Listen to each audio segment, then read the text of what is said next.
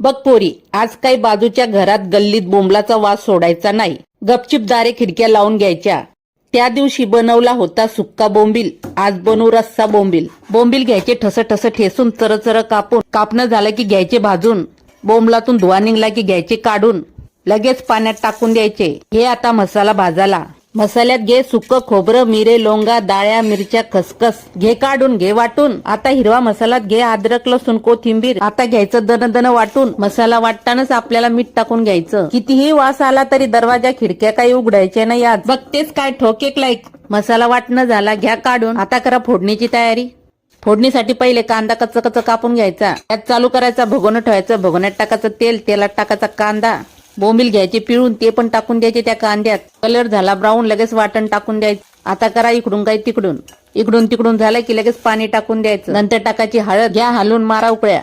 झाली भाजी, घ्या खाऊन.